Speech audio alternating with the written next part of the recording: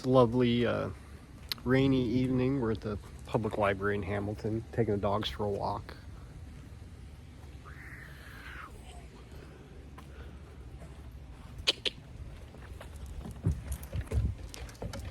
So I was thinking about framing lately, and not like building houses or pictures or anything like that, but about dialogue and the way we conceive of ideas. You know, like it was Alex Epstein, the I Love Fossil Fuels guy, who really kind of turned me on to this thought a few years back when he was talking about the global warming climate agenda and the way we conceive of and the framing of the argument around climate change and global warming. And you know, that's a type of sophistry to control the dialogue. And a lot of people, a lot of conservatives, a lot of just regular people who don't really pay attention to the minutia of statistics and all these things, unwillingly yield the framing of all these topics to these sophists, to these climate alarmists. And that's something we really, really need to educate ourselves on. Because if we understand the way the framing of, and the structure of an argument, it makes you virtually bulletproof. And if you understand the structures and the fundamentals of these arguments, then you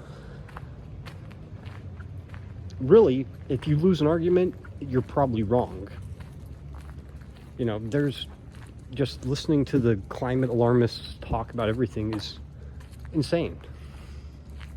You know, take pipelines, for example.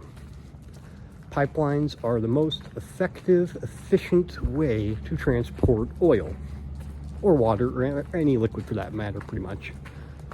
So if your goal is to minimize our carbon footprint, you should be pro pipelines. You know, not only that, but also rails have far more accidents. You know, there's just so many more variables and reasons to have accidents. You know, transporting by rail or by train, car, or whatever, truck, tractor trailer, it's all the same. It's just any way you add it up, you know, it's economically more efficient. There's less hazards of spills and accidents, less carbon footprint, less energy output. It's just any way you slice it, it's the same thing. Or with gun control. You know, gun control. I don't care how much a fucking woman trains. Your average woman is not going to be able to take on your average man. The only thing that makes them equal is a weapon and proper use or training in that with that weapon. You know, I'm walking around beautiful downtown Hamilton, Montana. It's 2:30 in the morning. Sammy. And you know, Montana has one of the highest rates of gun ownership in the country. And we also don't have a lot of violent crime. You know, you could go to states like New Hampshire, Wyoming, Utah, even places like Switzerland. It's the same story. Like, we've known this data for decades now. And it's indisputable. It's insane and ridiculous to even assume anything else. Back at the lovely library. Sammy, are you? All right, you better not be. There's another view.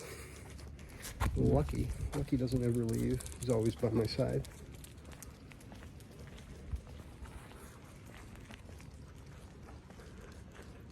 I haven't been in here forever. Freaking den of inequity and sophistry. Those academics, or would-be academics, are probably the most guilty of these framing arguments. You know, they're midwits They're intelligent enough to recognize